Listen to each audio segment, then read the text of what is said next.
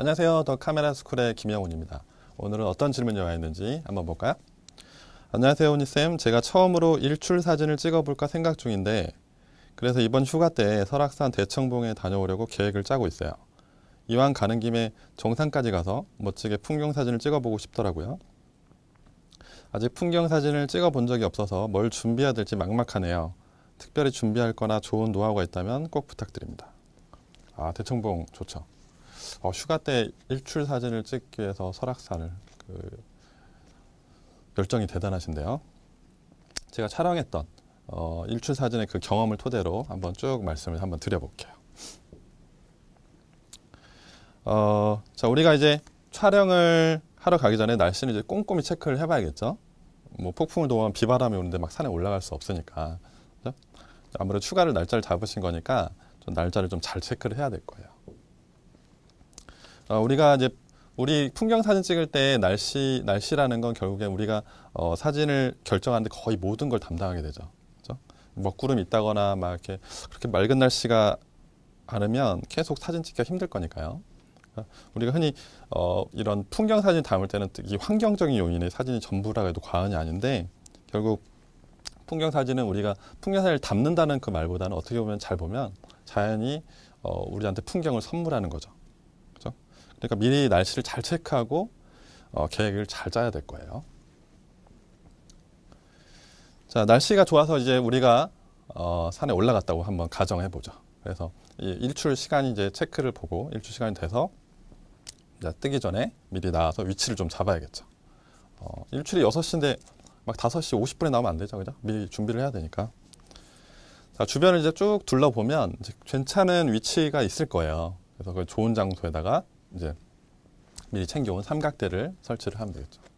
무거워서 삼각대를 두고 왔다고 말하면 그거는 좀 사진을 제대로 찍어보겠다는 어떤 노력이 없는 거죠. 왜 이건 마치 순위가 좀 바뀐 거예요. 등산하고 1순위가 바뀐 거죠. 뭐 삼각대를 안 가져왔다는 게 잘못된 게 아니라 순위가 바뀌었다고. 아까 그랬잖아요. 뭐 사진 한번 제대로 찍어보고 싶다고. 그런데 무겁다고 안 갖고 온 건 몸하고 따로 지금 마음하고 몸이 따로 지금 하는 거죠. 그러니까 삼각대는 제가 항상 말씀했죠. 어떤 촬영이든 상당히 많은 도움을 준다고 그랬잖아요. 그죠? 그러니까 그 중에 가장 좋은 거, 삼각대가 우리한테 주는 것 중에 가장 좋은 건 여유를 준다는 거예요. 우리 손에서의 여유, 카메라에서의 여유, 그리고 우리 시선에서의 여유, 다양한 여유를 주기 때문에 그래야지 그게 바로 사진에도 영향을 미치거든요. 그렇게 영향을 미치니까 다른 사람하고 사진이 틀릴 수밖에 없다는 거죠. 그런 사진이. 그러니까 그만큼 삼각대가 중요한 거죠.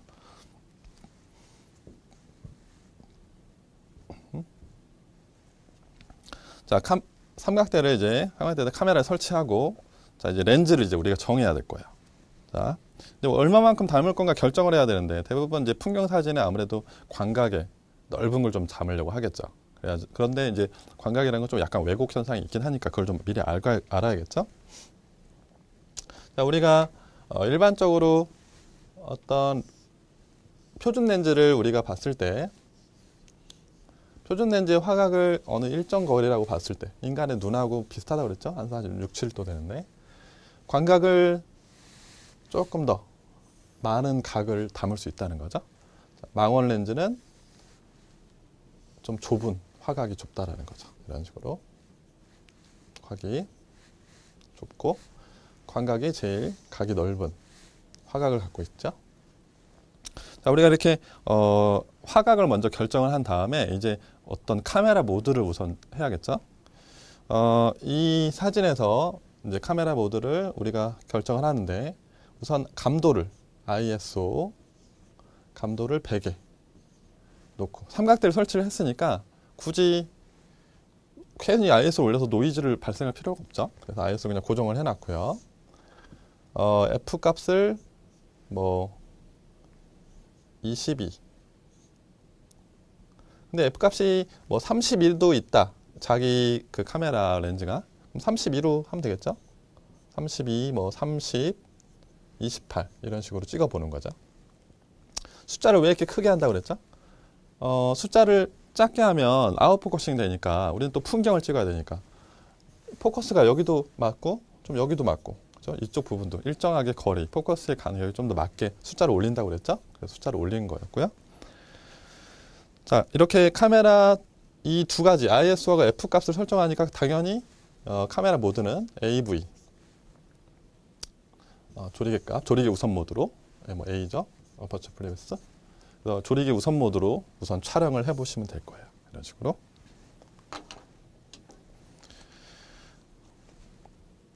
자, 그리고 이렇게 그 다음에 우리가 하고 있는데, 그러면 이제 좋은 장면이 나올 때까지 기다리는 거예요. 사진이. 이제 그럼 갑자기 화장실 가고 싶다 그러면 갔다 와도 돼요. 왜냐하면 일출이 막 한 번에 쭉 떨어진 게 아니니까. 자, 이렇게 기다리면서 우리가 이제 아까 그 테스트 촬영을 우리가 한번 해봐야 되는 거야. 아까 좀 더 전문화되게. 보면은 우리가 풍경 사진은 뭐 이렇게 모델 사진처럼 막 연사로 찍지는 않을 거니까, 그죠? 그러니까 조금씩 떠오르는 거를 조금 천천히 보면서 촬영할 필요가 있다는 거죠. 자, 우선 우리가 테스트 촬영을 했는데 아까 AV로 했죠. A 조리개 우선 모드. 자, ISO 100에다 그리고 F 값을 뭐 32였다고 가정하고, 자, 조리개 우선 모드는 이걸 우리가 결정했으니까 나머지 셔터 스피드는 뭐 1초가 나왔다고 쳐보죠.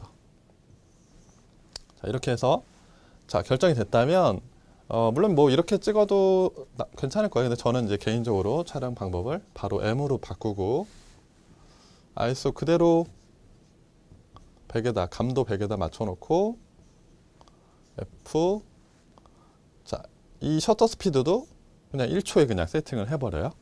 자, F를 32도 찍고 이제 한번 찍어보고 30도 찍어보고 28도 찍어보는 거죠. 이렇게 조금씩 숫자를 바꿔가면서 이제 풍경의 어떤 느낌을, 저는 메인을 여기서 잡기 때문에 저는 이렇게 찍었던 거죠. 왜냐하면 만약 자기가 표현하는 게 뭐 구름이 막 산 중턱에 막 구름이 막 있다. 그러면 이 구름이 흘러가는 느낌을 표현하기 위해서는 이 셔터에다 우선을 두겠죠. 그럼 이 셔터를 계속 끌수록 3초, 5초 끌수록 구름이 멈춰 있는 게 아니라 구름이 막 흘러가는 느낌이 나오기 때문에, 근데 저는 뭐 구름이 메인이 아니었기 때문에 그냥 이 F 값으로 이 브라켓팅이라고 하죠. 이렇게 한 번씩 나눠서 찍어보는 거죠. 계속해서 이렇게 해보면 되죠. 자, 우리가 이제 풍경 사진에서 구도를 결정하는 게 상당히 어려울 수도 있어요. 그래서 물론 풍경 사진에서 구도는 거의 그 전부라고 해도, 사진의 그 전부라 해도 과언이 아닌데, 그동안 우리가 구도를 어떻게 트레이닝하는지 여기서 빛을 발하는 거죠. 내 사진 왜 이래? 막 이러면 그동안에 구도에 대해서 좀 약한 거죠. 구도에 관련된 게. 그러니까 구도를 너무 책으로 보신 분들은 현장에 나오면 더 당황을 하게 돼요. 그래서 평상시 제가 구도 트레이닝을 그렇게 강조를 한 이유가 여기 있다는 거죠. 우선 우리가 이 구도를 결정하는 데에서 빠르고 정확하게, 얼마나 빠르고 정확하는지 사진에 힘이 실리고 있는데요. 우리가 평상시 사진 구도를 현장에서 자주 접해봐야 되는 거죠. 그런 거. 그러니까 여기서는 우리가 우선 높이를 우선 결정을 해볼게요. 그러니까 나의 시선의 높이를 내가 높게 볼 건지 아니면 좀 더 낮은 시선으로 볼 건지에 따라서 그 구도가 또 결정될 수밖에 없기 때문에 우리의 어떤 시선의 그 높낮이를 신중하게 한번 선택할 필요가 있다는 거죠. 그렇죠? 자, 그렇게 위치하고 높이가 어느 정도 결정이 됐다면 우리가 이제 담으려고 하는 그 풍경의 프레임을 한번 선택을 해야 되는데요. 가로 프레임을 할지 이제 세로 프레임을 선택을 할지 저희가 선택을 하는 건데, 그 원하는 프레임의 그 안에서 어떤 주제를 우리가 이제 담는다고 가정을 해야 할 때 어디에다 초점을 맞출지를 또 결정을 하는데요. 그거에 대한 자세한 내용은 이 풍경사진 두 번째 강의 때 더 자세히 다루긴 하겠지만, 주제를 어디에 우선 담아내느냐, 그리고 초점을 어디에 잡느냐, 여기다 잡을 건지 여기다 잡을 건지 여기다 잡을 건지, 그 어떻게 보면 그 초점 잡는 부분이 내가 1순위를 정한 그 어떻게 보면 그 주제가 될 수도 있는 거죠. 그러니까 그 주제에 맞춰서 초점을 잡는 거랑 거의 같다고 보시면 되죠. 그러니까 자기가 가장 먼저 표현하고자 하는 1순위가 어디냐냐, 거기다 초점을 잡고 결정을 하는 거죠.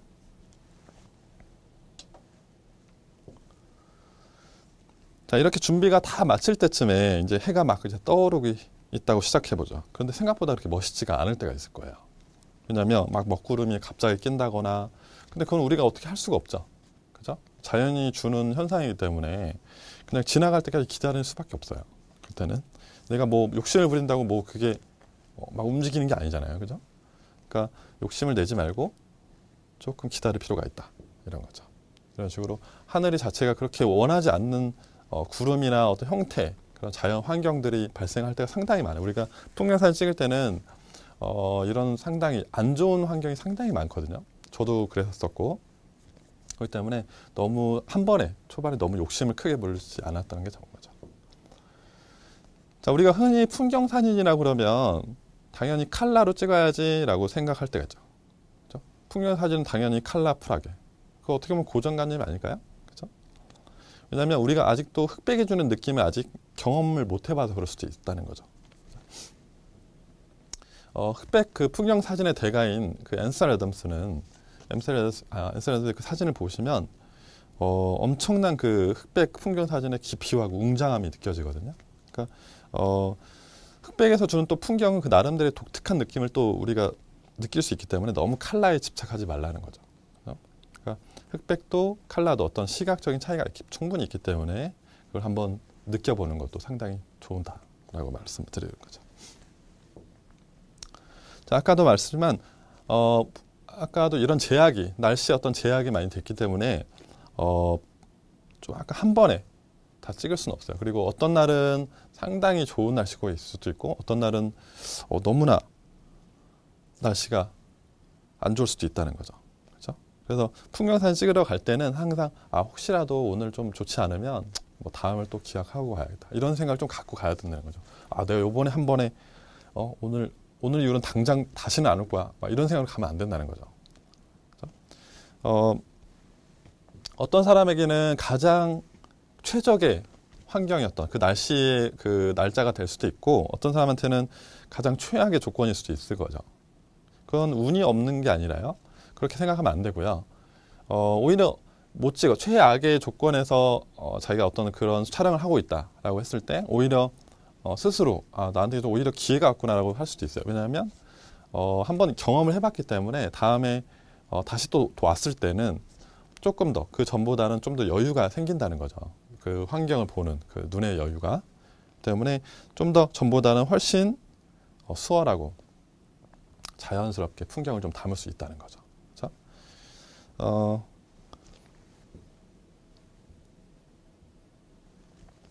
자, 정리를 좀 해볼까요? 우리가 그 풍경 사진을 좀 담을 때는 날씨를 항상 좀 꼼꼼히 체크할 필요가 있다는 거죠. 그러니까 저도 그랬었고, 저도 그 풍경 사진 찍으러 많이 그 산에 올라갈 때 가장 정상에 올라갔을 때도 그 날씨 일기예보는 상당히 좋았거든요. 그리고 뭐 어떤 먹구름도 없고 상당히 좋았는데 정상에 올라가는 순간 갑자기 막 비가 내리기도 하고요. 그런 경우도 있어요. 막 갑자기 먹구름이 잔뜩 끼고 그런 경우가 있어요. 그래서 좀 날씨를 좀 체크를 정확히 할 필요가 있다는 거죠. 그리고 또 가서도 혹시 날씨가 나쁘다고 해도 다음을 또 기약하는 그런 습관이 있어야 되고, 그러니까 날씨를 그렇게 체크하고 가는데 거기서 또 좋은 위치를 또 선점을 해야겠죠. 그래서 자기가 주변을 보면서 가장 최적의 장소를 정하는 것도 상당히 중요하다 이런 거죠. 그리고 가만히 있는 게 아니라 계속해서 테스트 촬영을 해봐야 돼요. 그리고 내 카메라 상태를 또 확인하고 이래야 되기 때문에 그래서 가장 적당한 밝기.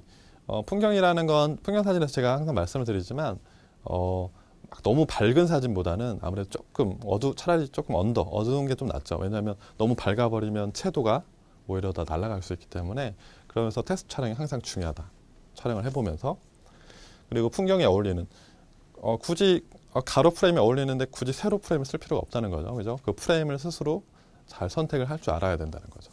그리고 항상 꼭 풍경 사진 말고도 뭐 다양한 주제에서도 제가 항상 말씀을 드리는 거지만 막 너무 많은 모든 걸 담으려고 그런 욕심을 버리라는 거고, 그렇죠? 컬러에 너무 집착하지 않는 흑백의 그 풍경 나름대로의 그 느낌이 있기 때문에 흑백의 그 느낌을 한번 느껴보시는 것도 상당히 좋다는 거죠. 그리고 어떻게 보면 가장 중요한 부분이에요. 다음을 한번 기약을 하라는 거죠. 왜냐하면 아까도 말했지만 날씨가 그렇게 조금 아무리 자기가 잘 체크를 했는데도 그 현재 상황은 언제든지 수시로 또 바뀔 수가 있다는 거죠. 그러면 그런 경우도 있죠. 뭐 현장에 올라가서 그날은 좋지 않았어도 그 다음 날은 또 좋아지겠지라고 해서 하루 더 연장해서 있는 경우도 있긴 있었어요. 근데 이제 그 다음 날도 좋지 않았을 때는 과감히 포기하고 다음에 또 올게요라고 해서 저도 한번 내려간 적이 있었는데, 그런 식으로 그날 모두 다 해버리겠다라는 생각을 가지면 안 된다는 거죠. 특히 풍경 사진은 좀 여유를 가지고 많이 좀 촬영을 해보시는 게 좋죠. 그래서 이렇게 우리가 풍경 사진을 담는 방법을 좀 알아봤는데요. 풍경 사진은 항상 말씀드리면 너무 쉽게 담으려고 하는 것보다 좀 어렵더라도 힘들어도 좀 고생을 하면서 담는 게 우리가 앞으로 사진을 하는데 많이 도움이 될 겁니다. 자, 오늘 강의는 여기까지였습니다. 감사합니다.